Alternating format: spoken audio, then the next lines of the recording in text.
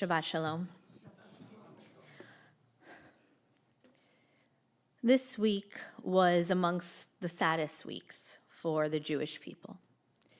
We saw the return of 3 murdered Jews from Hamas captivity, Ariel and Kfir Bibas and Oded Lipschitz, whose grandchildren Village Temple members met with on our mission last March. In thinking about this past year and a half, there have been a series of new words and new names floating in the Jewish mind.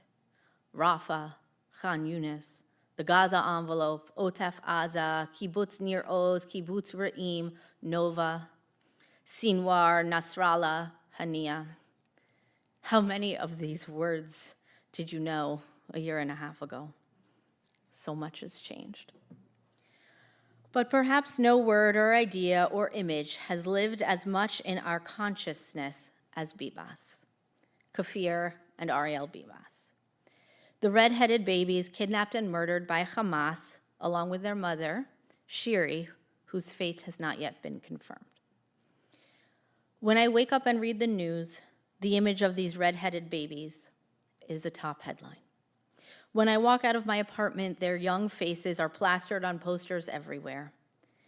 I don't know what to say to my children about why or how 2 Jewish babies were stolen from their home. When I stand with the hostage families on Sunday mornings, their families call out their names. Bibas, Ariel and Kfir, the Bibas children. And now, their lives have ended. When someone dies, we say in Judaism, may their memory be for a blessing. What blessing is this? If this is a part of a plan for the Jewish people from God, it is inscrutable to me. These children were children, and they are no different from your children or mine. There is no blessing in this, no silver linings on the saddest of weeks. I've thought a significant amount about the nature of death. Maybe it's because by the time I was 40 years old, I had laid over 100 souls to rest. I've spent a lot of time in cemeteries and spent hours and hours sitting with grieving families. And I've observed that most deaths are not tragic. They are sad, but they are also a part of life. As our tradition says, the grass withers, the flower fades. And so mostly, we cry, but we also understand. We mourn, but we also acknowledge a life well lived. And then, once in a while, God forbid, a tragic death happens.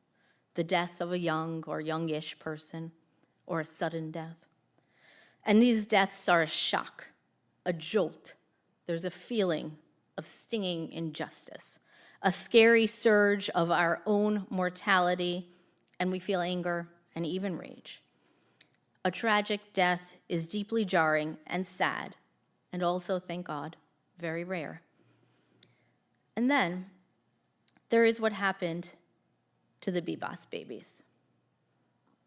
2 kids in a coffin, 2 babies buried, murdered savagely with the bare hands of their captors.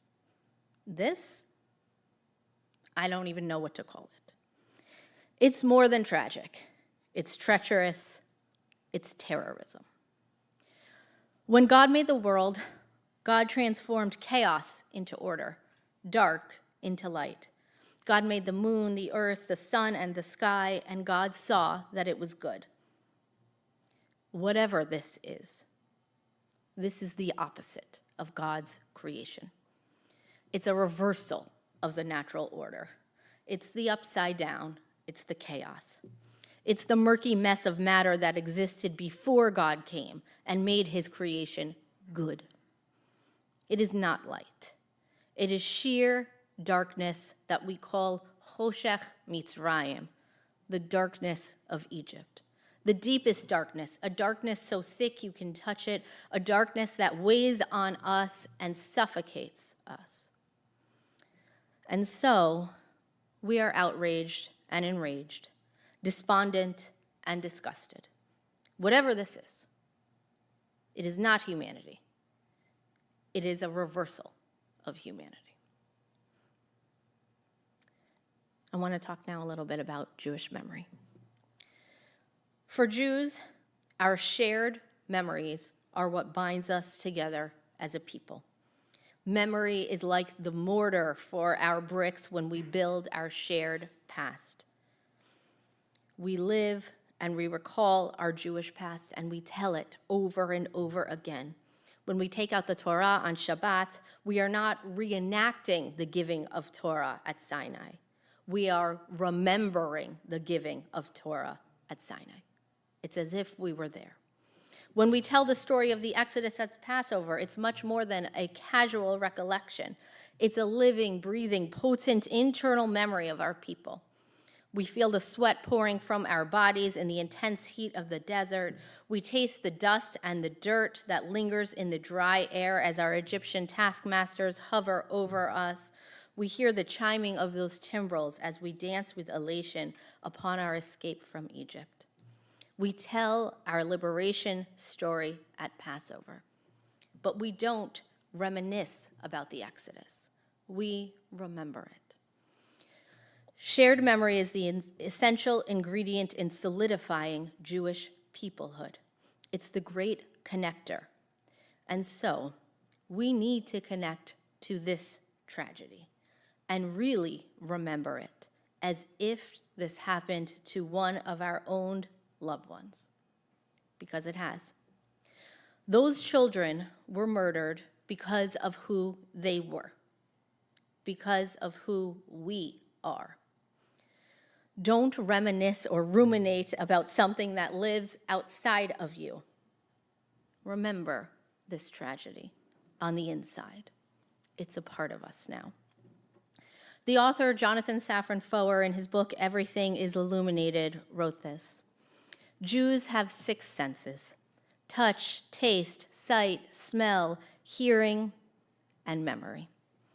While others experience and process the world through the traditional senses and use memory only as a second-order means of interpreting events, for Jews, memory is no less primary than the prick of a pin, or its silver glimmer, or the taste of the blood it pulls from the finger. The Jew is pricked by a pin and remembers other pins. It is only by tracing the pinpricks back to other pinpricks, when his mother tried to fix his sleeve while his arm was still in it, when his grandfather's finger fell asleep while stroking his great-grandfather's damp forehead, when Abraham tested the knife point to be sure Isaac would feel no pain, that the Jew is able to know why it hurts. When a Jew encounters a pin, he asks, what does it remember like? May their memory be for a blessing. I can see no blessing here, but there is a memory. May we remember Ariel and Kfir Bibas so that we know not only what was done, but also so we remember who we are. Shabbat Shalom.